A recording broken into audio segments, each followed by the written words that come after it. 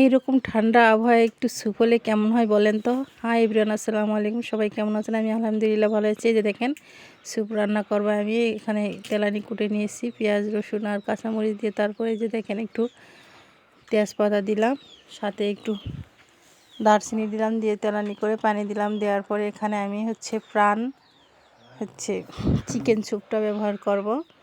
এই যে দেখেন সুন্দর করে। আর এখানে আমি আলু আর মুরগির মাংস কেটে রেখেছিলাম সিদ্ধ করে, সেটা দিয়ে দিলাম। তারপরে এই যে দেখেন আমি স্যুপ দিয়ে দিলাম, প্রাণ চিকেন স্যুপটা বলক ওঠার পর দিয়ে দিলাম। দিয়ে সুন্দর করে নেড়ে চেড়ে যখন ঘন হয়ে আসবে, অনেকটা ঘন, কারণ আমার ছেলে এত পাতলা খায় না, ঘন খায়। এই যে দেখেন ঘন হয়ে আসছে। এখন আমি নামিয়ে নিলাম, নিয়ে এই যে দেখেন পরিবেশন করলাম। এই যে দেখেন কত সুন্দর কালার, আর খাতেও সেরকম স্বাদ হয়েছে।